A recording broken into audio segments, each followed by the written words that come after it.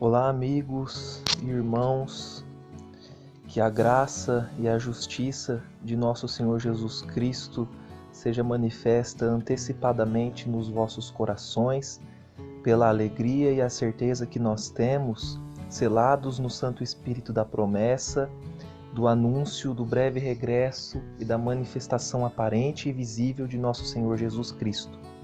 É por esse propósito que nós estamos aqui, e eu venho hoje trazer um tema bem bacana, investigando a palavra sobre o conhecimento pleno. O que a Bíblia tem a nos dizer a respeito do conhecimento pleno? O que é o conhecimento pleno? Por que devemos buscar esse conhecimento? Porque ele nos conduz à sabedoria, inteligência e instrução? Porque o temor do Senhor nos leva a esse conhecimento? E por que devemos conhecer a Jesus Cristo de forma plena no nosso cotidiano, mediante o seu Espírito que nos foi outorgado?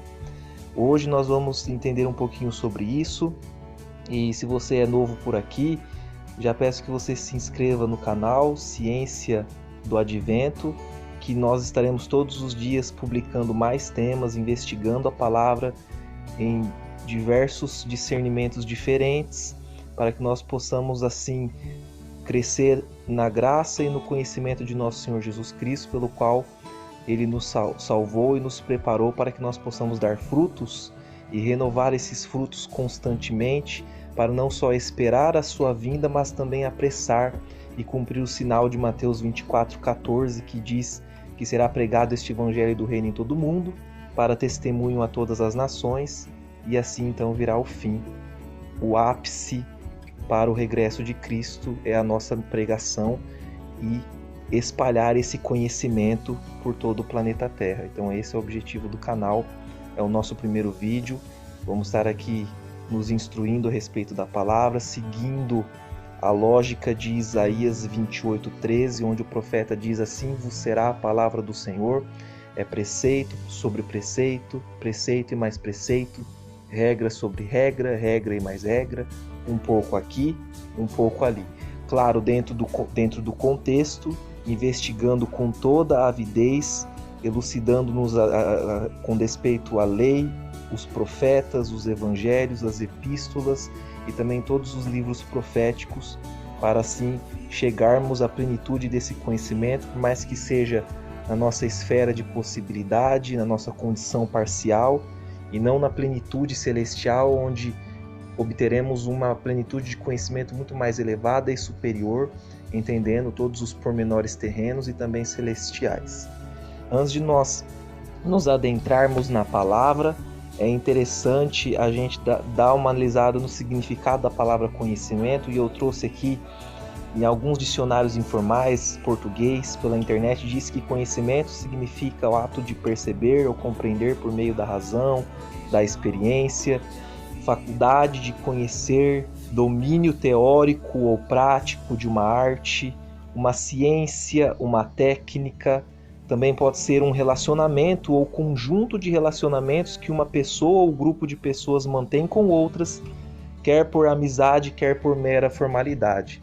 Então, quando eu obtenho informação, sou instruído a despeito dela e passo a praticá-la e repeti-la em meu cotidiano, consequentemente eu adquiro a ciência daquela informação ou o conhecimento dela e passo a transmiti-lo para outras pessoas. Isso é conhecimento.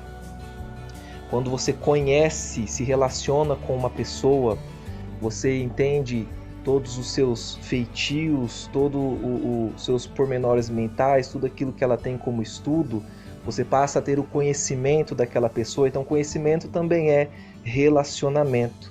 E quando nós falamos de cristianismo, de Bíblia Sagrada e da Palavra de Deus, para nós nos relacionarmos com Jesus Cristo, precisamos conhecê-lo. E, obviamente, é necessário ter esse conhecimento de Jesus, crer nele e praticar a sua palavra no nosso cotidiano, como o tríplice acesso à salvação, gradativa mediante o Santo Espírito, pois pela sua graça derramada no Calvário, nós naturalmente somos justificados quando nós passamos a crer e passamos a ter um processo de santificação diária todos os dias, e nesse processo de justificação e santificação é que nós vamos obtendo conhecimento e nos relacionando mais e mais, quer por, no caso, por amizade, não por mera formalidade, a Jesus Cristo nosso Senhor, porque o mero formalismo religioso não traz consigo a graciosidade da redenção que nós temos em Jesus Cristo, pois Ele é o pão que desceu do céu, que nunca mais fará com que nós tenhamos fome, mediante o seu acesso e também o seu regresso na plenitude dos tempos. Agora, para que nós possamos compreender mais o conhecimento de Deus, precisamos entender o seu princípio. E a Bíblia, em Provérbios 1, verso 7, diz: o temor do Senhor é o princípio do conhecimento, mas os insensatos desprezam a sabedoria e a instrução. Para que nós possamos atingir o princípio do conhecimento de Deus, é necessário que nós tenhamos o temor do Senhor. E temer a Deus é reverência por Ele, é naturalmente identificá-lo como o ser mais supremo de todo o universo, é quem tem o domínio sobre céus, terra, mar e fontes das águas.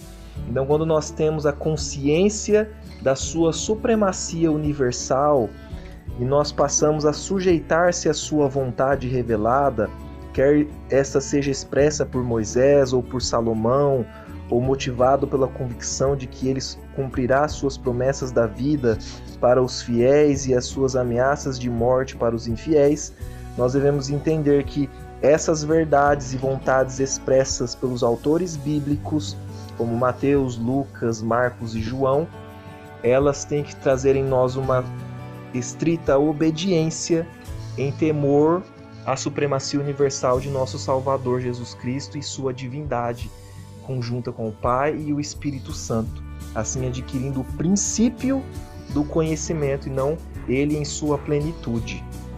Agora, qual o princípio fundamental do conhecimento de Deus neste mundo caído?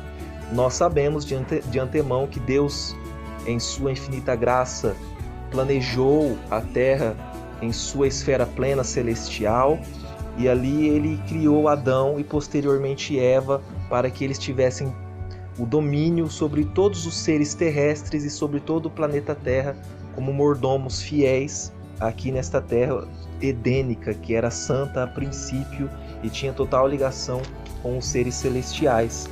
Apesar após a queda de Adão e Eva, todos os princípios elementares celestiais foram transviados para o céu e nós perdemos essa ligação com o eterno e passamos a ser um mundo caído, um mundo parcial, e consequentemente a nossa mente se tornou parcial e desprovida de elementos celestiais necessários que somente Cristo Jesus nos traz novamente mediante o seu sacrifício perfeito, a sua vida perfeita e a sua obediência até a morte e morte de cruz.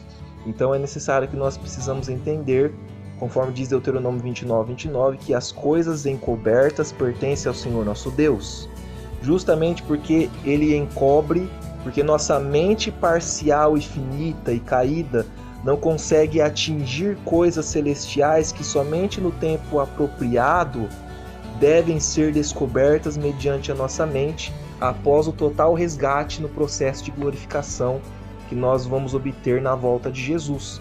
Mas, diz o verso, as reveladas nos pertencem a nós e a nossos filhos para sempre, para que observemos todas as palavras desta lei.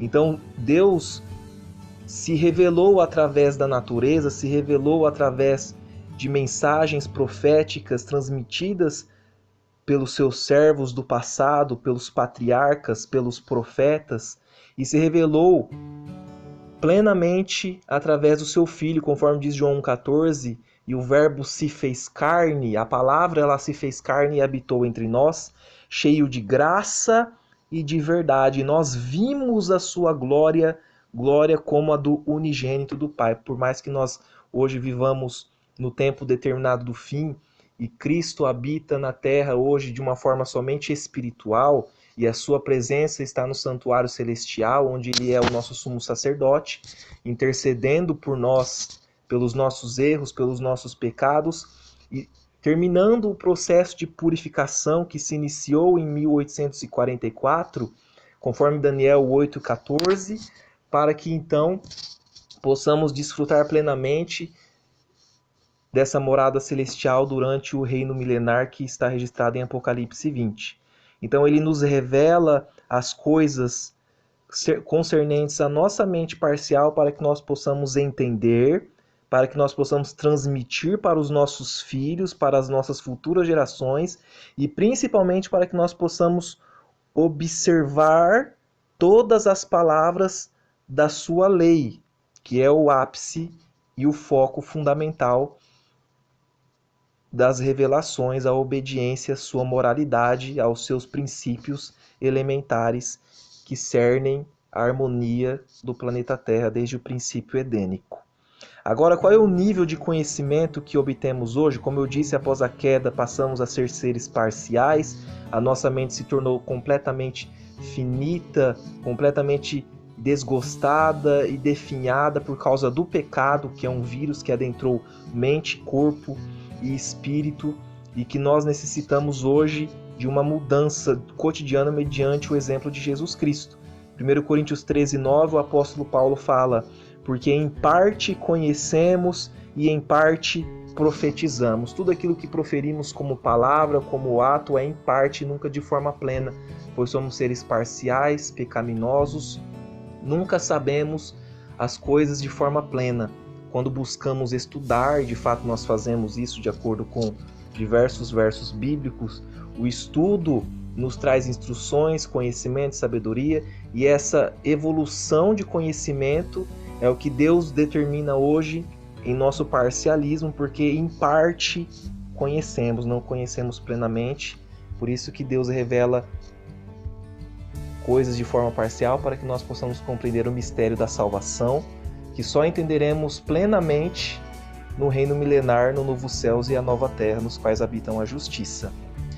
Agora, qual o desejo de Deus, o Pai, para com a humanidade? 1 Timóteo 2, 3 e 4 fala: isto é bom e aceitável diante de Deus, o nosso Salvador, o qual deseja que todos os homens sejam salvos e cheguem ao pleno conhecimento da verdade. Então, o principal desejo de Deus, o Pai, na manifestação do seu Filho, o Salvador da humanidade, é salvar, obviamente, os homens deste mundo caído, dessa pecaminosidade, dessa parcialidade, e justamente nos levar ao pleno conhecimento da verdade. Então, o desejo de Deus é que nós obtenhamos esse pleno conhecimento verdadeiro, para que assim a verdade ela seja alastrada por todo este mundo, para que ele possa ser restaurado pelo reino de Jesus Cristo, e assim a verdade reine eternamente, e assim nós possamos nos apossar do imortalismo divino inerente que Jesus transmite para nós mediante a sua eterna obediência e o seu sacrifício divino. Então, o pleno conhecimento da verdade é o desejo de nosso Deus. Agora, como podemos adquirir o conhecimento no temor do Senhor? A palavra de Deus, em Provérbios 2, 1 a 5, diz o seguinte, no verso 1: Filho meu, se aceitares as minhas palavras e esconderes contigo os meus mandamentos, para fazeres atento à sabedoria o teu ouvido e para inclinares o coração ao entendimento, se inclinares por inteligência e por entendimento alçares a voz, se buscares a sabedoria como a prata e como a tesouros escondidos a procurares. Diz o verso 5, Salomão: então entenderás o temor do Senhor e acharás o conhecimento de Deus. Então, para que nós possamos obter a princípio esse conhecimento no temor do Senhor, é necessário que nós aceitemos as palavras de Cristo, é necessário que nós escondermos em nosso coração os seus mandamentos, que é de vital importância para o nosso mantimento no cotidiano. A sua moral é um dos tríplices mantimentos manifestados no nosso cotidiano, como evidência do seu amor para conosco. Então precisamos dessa moral, obedecer a esses mandamentos, atender à sabedoria divina, nos inclinar o coração ao entendimento da Bíblia, clamar por inteligência, por entendimento, alçar a voz a Deus, buscando sabedoria de uma forma mais profunda que as riquezas deste mundo. Assim nós entenderemos o temor do Senhor, porque teremos a reverência plena no nosso coração de Javé, nosso Pai, e assim acharemos o conhecimento de Deus e o clamaremos como Jeová Altíssimo, o Salvador da humanidade, em Jesus Cristo nosso Senhor. E o verso 10 de Provérbios 2 acrescenta: porquanto a sabedoria, ela entrará no teu coração e o conhecimento será agradável à tua alma. E esse é o processo em conhecimento, em santidade, que nós temos que ter no nosso cotidiano.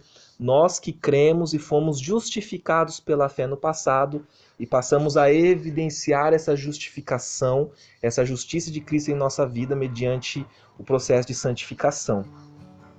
Qual a preferência hoje que Deus tem concernente ao nosso relacionamento com Ele? O que Ele tem como preferência, como primazia para a nossa vida? O que Ele requer de nós? Oséias 6, verso 6, o profeta Oséias fala: pois misericórdia quero e não sacrifício, e o conhecimento de Deus mais do que holocaustos. Então, a misericórdia ela vai adiante do sacrifício. É necessário nós nos sacrificarmos por Cristo? Sim, mas em primazia se manifeste a misericórdia de Deus. Se ela não for suficiente, demos a vida pela misericórdia de Cristo. Então, misericórdia quero e não sacrifício, e o conhecimento de Deus mais elevado do que qualquer tipo de holocaustos. Sabemos que o sistema de sacrifícios e ofertas, que eram sombra das coisas que haviam de vir, cessou pelo sacrifício único e eterno de Cristo Jesus, mas esses holocaustos contínuos que também nós temos no nosso cotidiano, sacrifícios, sofrimentos que às vezes surgem em nossa caminhada por causa da palavra e de nossa crença religiosa, em primazia deve-se obter o conhecimento de Deus e a misericórdia. É mais elevado que sacrifícios e holocaustos. Não estamos aqui para nos sacrificarmos, para assim, então, sermos elevados às alturas com Cristo Jesus. Em primazia, a misericórdia, porque essa é a manifestação da sua graça, e em primazia, o conhecimento de Deus, porque é conhecendo a Ele que nós obtemos a verdade e entendemos o processo de salvação. E, consequentemente, se essa misericórdia e esse conhecimento gerar sacrifícios e pesares, assim obtemos com prazer o sacrilégio, porque é mediante misericórdia e conhecimento que nós pregamos a palavra, paz e amor para as pessoas que temem a Deus. Agora, se eu buscar o sacrifício propositalmente, crendo que somente nele eu herdo a salvação, eu perco o foco da graça e passo a crer que é somente justificado por lei, em obras, que eu serei salvo. E na verdade isso é justiça própria e não proveniente de Cristo. E nós, como cristãos, devemos assumir a graça e evidenciá-la cotidianamente. Quando cumprimos com seus mandamentos, além de demonstrarmos o conhecimento de Deus, exercermos misericórdia um para com os outros, com o fim de alcançar o ideal de Deus em sua plenitude e essência, que é salvação da humanidade de acordo com sua graça transbordada em seu sacrifício supremo. Uma vez que nós cumprimos os mandamentos de Deus, além de demonstrarmos o conhecimento de Deus, nós acabamos, como resultado, exercendo misericórdia uns com os outros e alcançando assim o ideal de Deus em sua plenitude na nossa vida, para que a salvação ela se manifeste em pregação e mensagem no nosso testemunho de obediência e na nossa mensagem, para que se transborde a graça e o sacrifício supremo por todo o planeta Terra. Agora, quais são as atitudes naturais daquele que possui o conhecimento do Senhor? Uma vez que eu passo a repousar nesse conhecimento, buscá-lo cotidianamente, crescer mais e mais neste conhecimento, eu passo a mudar de atitude. E Colossenses 3:9 associa o conhecimento pleno com essas mudanças, e o verso 9 fala: Não mintais uns aos outros, uma vez que vos despistes do velho homem com os seus feitos, e vos revestistes do novo homem, que se refaz para o pleno conhecimento, segundo a imagem daquele que o criou. Então nós somos o novo homem, aquele que se refaz para o pleno conhecimento, segundo a imagem daquele que o criou. A imagem daquele que o criou é o próprio Cristo Jesus.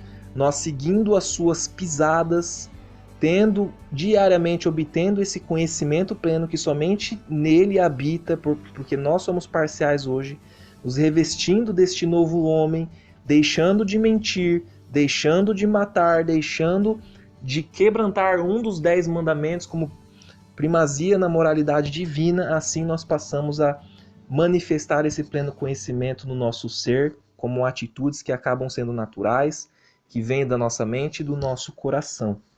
Em 2 Coríntios 4:6, o apóstolo Paulo também diz: porque Deus que disse, das trevas resplandecerá a luz, ele mesmo resplandeceu em nosso coração para a iluminação do conhecimento da glória de Deus na face de Cristo. A cada aprendizado ao lado de Cristo se aumenta o saber e nosso conhecimento se eleva em santidade e poder para a grandiosa iluminação na plenitude dos tempos. O conhecimento em nossa esfera de capacitação nos leva naturalmente, como evidência da graça em nossas vidas, até a face de Cristo, onde o conheceremos plenamente e seremos por ele conduzidos ao reino milenar, onde entenderemos plenamente o conflito entre o bem e o mal e todo o mistério da salvação. Então, uma vez que nós passamos a ter esse aprendizado ao lado de Cristo, o nosso conhecimento se eleva em santidade e poder até a plenitude dos tempos, onde estaremos preparados para o regresso de Cristo. Após sofrermos na grande tribulação, apesar de Deus nos proteger e nos manter com vida, ali nós, até o final, entenderemos plenamente o conflito entre o bem e o mal e continuaremos a entender os pormenores nesse juízo comprobatório que desfrutaremos durante 1000 anos na Jerusalém Celestial, no Novo Céus. Agora, em contrapartida com as pessoas que buscam cotidianamente esse pleno conhecimento, qual a consequência natural do desconhecimento da mensagem? Em Oséias 4:6 é bem forte e nós vamos ler: o meu povo está sendo destruído porque lhe falta o conhecimento. Porque tu, sacerdote, rejeitaste o conhecimento, também eu te rejeitarei, para que não sejas sacerdote diante de mim. Visto que te esqueceste da lei do teu Deus, também eu me esquecerei de teus filhos. Então, o desconhecimento, uma vez concebido pela pessoa, quando a pessoa faz retaliação com o Espírito Santo que busca fazer com que nós conheçamos a verdade e nos libertemos desse mundo caído, nós acabamos por sendo antecipadamente destruídos no nosso interior, porque desconhecidos da graça divina, nossa mente se deturpa, desconhecidos dos mandamentos de Deus, o nosso corpo se corrompe. E faltando o conhecimento que nós não estamos buscando mediante o impulsionar do Espírito Santo, havendo a oportunidade, porque aqui Oséias fala de sacerdotes, pessoas que lideravam a Deus, rejeitando o conhecimento. Aí ele diz que também o rejeita. E o sacerdote, esquecendo-se da lei de Deus, também Deus esquece até de seus filhos. Como é importante o conhecimento para o sacerdote. Uma pessoa que é líder religioso e que usufrui do plano de Deus, rejeitando o conhecimento pleno e pregando aquilo que lhe convém, acaba sendo rejeitado interiormente e necessita de mudança, de conversão. E Romanos 3, 16, 17, aqui já falando dos próprios ímpios, de pessoas que nos seus caminhos, o verso 16, há destruição e miséria, e eles desconheceram o caminho da paz. Não há temor de Deus diante de seus olhos. Eles não temem a supremacia universal de Jesus Cristo. Eles desconhecem o caminho da paz que por ele foi inaugurado de forma graciosa e amorosa, desfrutando e derramando em nosso coração o seu Santo Espírito, para que de forma antecipada nós possamos entender os mistérios de Deus. Eles não temem a Deus e nos seus caminhos só há destruição e miséria. Esse é o oposto daqueles que buscam o pleno conhecimento em tempos em que vivemos. Agora, qual o sentimento natural do cristão que recebe esse conhecimento? Em contrapartida aos ímpios que desconhecem o caminho da paz, uma vez que nós, em processo de santificação, dia após dia, obtendo frutos, pregando o Evangelho e vivendo aos mandamentos de Deus na face de Cristo, nós, quando obtemos esse conhecimento em primazia, Eclesiastes 1,18, Salomão registra bem qual é a atitude humana interior diante de tanto conhecimento obtido mediante esse processo que o cristão recebe cotidianamente com o Santo Espírito. O verso 18 de Eclesiastes 1 fala: porque na muita sabedoria há muito enfado, e o que aumenta o conhecimento aumenta a tristeza.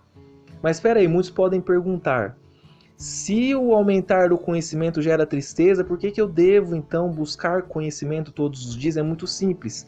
Se por um lado gera tristeza, por outro gera alegria. À noite pode vir o choro, mas pela manhã vem a alegria, é o que diz o salmista Davi. Então a tristeza, muitas das vezes, a princípio, ela é necessária. E por que obtendo esse conhecimento, porque o aumento do conhecimento gera tristeza? É muito simples. Uma vez que nós nos deparamos com os mandamentos e os preceitos divinos, olhando para eles como um espelho, eu enxergo os meus erros e passo a ter tristeza pelas minhas atitudes que eu cometo ou que eu cometia no passado. E isso gera em mim mudança. É o que diz Colossenses 3, 9 e 10. Uma vez que nós nos refazemos ao pleno conhecimento. Em Romanos 3,20, Paulo fala: visto que ninguém será justificado diante dele por obras da lei, primeiro quero misericórdia e não sacrifícios, em razão de que pela lei vem o pleno conhecimento do pecado. Se em razão da lei se vem o pleno conhecimento do pecado, é fato que o cristão verdadeiro, quando aumenta o conhecimento, aumenta a tristeza, porque Deus odeia o pecado e quer exterminar com o pecado e nos livrar desse vírus que deixou o nosso mundo caído e parcial. E Salmos 38, 18 tem uma amostra dessa tristeza de uma pessoa sincera que obteve o conhecimento do pecado. Salmos 38, 18: confesso a minha iniquidade, suporto tristeza por causa do meu pecado. O conhecimento verdadeiro gera tristeza em todo aquele que é sincero de coração. Confessar os erros do desconhecimento é receber perdão e vida de forma plena em nosso Salvador. A alegria vem quando entendemos que essa tristeza é temporária e nos conduz à salvação. E em 2 Pedro 1,3 nos mostra o porquê que esse conhecimento gera alegria. 2 Pedro 1, verso 2 fala: graça e paz vos sejam multiplicadas no pleno conhecimento de Deus e de Jesus nosso Senhor, visto como, pelo seu divino poder, nos têm sido doadas todas as coisas que conduzem à vida e à piedade, pelo conhecimento completo daquele que nos chamou para a sua própria glória e virtude, uma vez que nós, no pleno conhecimento de Deus e de Jesus nosso Senhor, vemos que são doadas vida, piedade e que nos conduz para a sua glória e virtude, nós passamos a ter alegria nesse conhecimento após tremenda tristeza pelo pleno conhecimento do pecado. E esse conhecimento também nos revela graça, paz, vida e piedade, nos dando plena alegria e certeza de salvação para todos aqueles que creem no nome de Jesus Cristo. Em 1 Coríntios 1,5, Paulo diz: porque em tudo fostes enriquecidos nele, em toda a palavra e em todo o conhecimento, assim como o testemunho de Cristo tem sido confirmado em vós, uma vez que fomos enriquecidos nele, e em toda a palavra e em todo o conhecimento, o testemunho de Cristo é confirmado em nós cotidianamente, passamos a ter a certeza de salvação desde o princípio em seu processo de justificação. Ele nos justifica, nós cremos nele, nós temos a certeza de salvação e passamos a viver o processo de santificação como evidência dessa certeza, restaurando brechas, reparando veredas da nossa vida e nos preparando para o dia de Cristo. Qual cuidado devemos tomar depois de ter recebido esse conhecimento? Uma vez que nós somos enriquecidos nesse conhecimento cristão, cuidado! 2 Pedro 2,20 adverte para nós: portanto, se depois de terem escapado das contaminações do mundo, mediante o conhecimento do Senhor e Salvador Jesus Cristo, se deixam enredar de novo e são vencidos, tornou-se o seu último estado pior que o primeiro.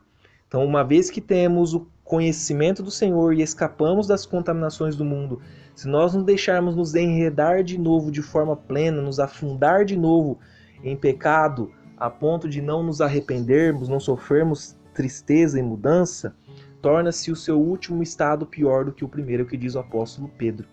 Em Hebreus 10, 26, o autor de Hebreus nos relata: porque se vivermos deliberadamente em pecado, depois de termos recebido o pleno conhecimento da verdade, já não resta sacrifício pelos pecados.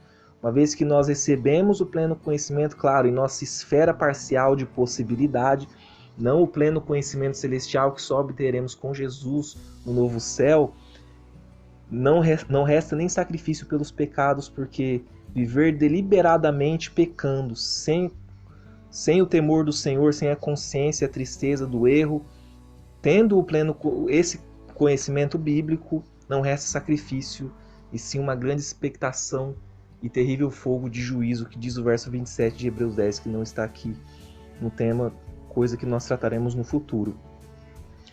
Quando de fato receberemos plenamente o conhecimento de Deus? Hoje, mediante o nosso cotidiano, estudando e investigando a história, o passado do cristianismo e da humanidade, nós entendemos que Jesus,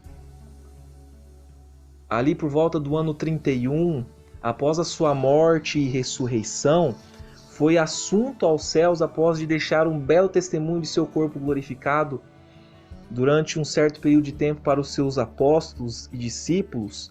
Ele foi assunto ao céu com o propósito de adentrar ao santuário celestial, ao verdadeiro tabernáculo, para então ministrar em nosso favor como advogado e posteriormente como juiz. É claro que a investigação ela ocorre cotidianamente em nossa vida mediante o Espírito que habita em nós, que nos sonda, e os seus santos anjos que perscrutam esse processo de salvação.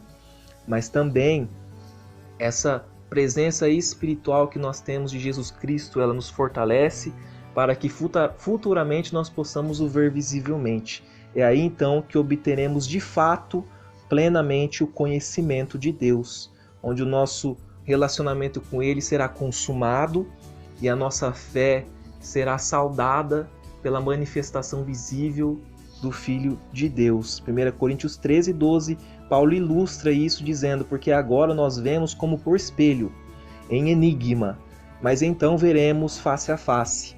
Agora conheço em parte, mas então conhecerei plenamente, como também sou plenamente conhecido.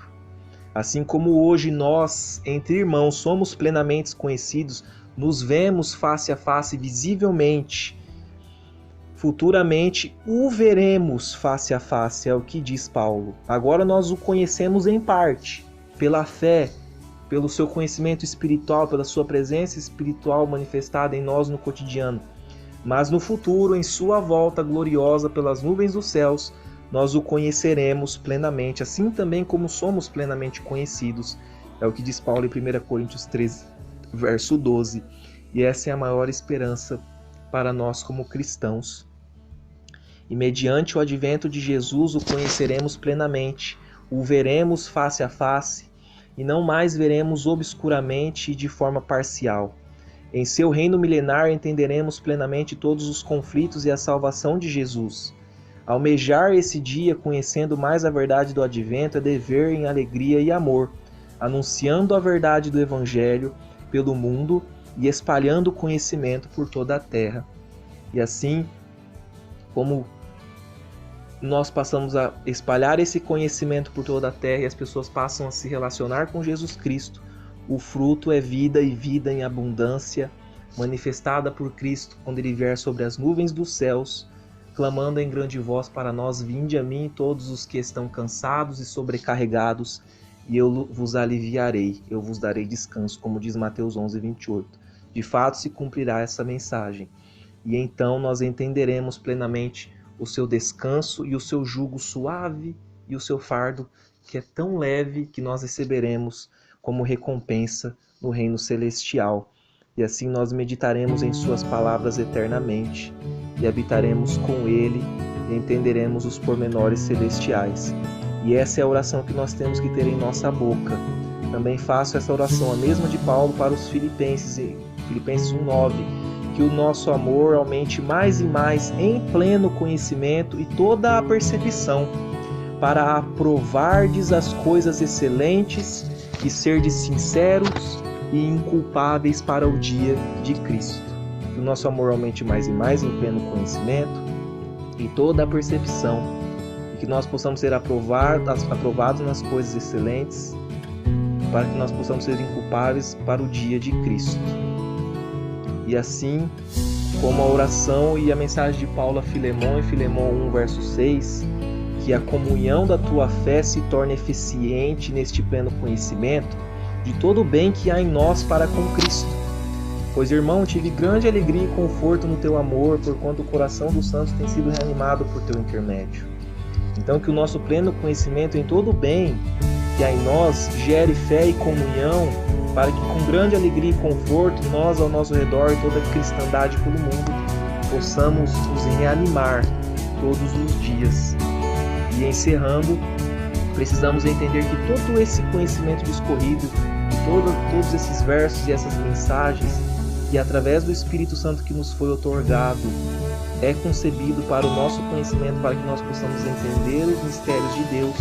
Tudo isso é revelado na fonte, na primazia, nas primícias dos que dormem, naquele que é o princípio e o fim, o alfa e o ômega, aquele que fez todas as coisas e aquele que no fim restaurará todas elas.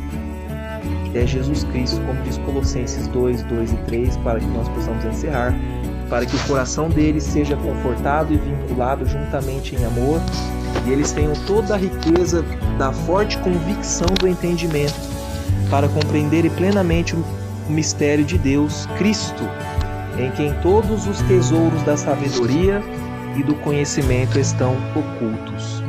Então é assim, mediante Cristo Jesus, que nós possamos compreender plenamente o mistério de Deus e buscarmos esses tesouros e esse conhecimento oculto em Cristo Jesus todos os dias pela sua santa palavra, para que nós possamos crescer em graça e no conhecimento de nosso Senhor Jesus Cristo e Salvador da terra. Esse é o meu desejo, que nós possamos estar cientes do advento e que a ciência do advento te enriqueça em santidade até o pleno dia da glorificação.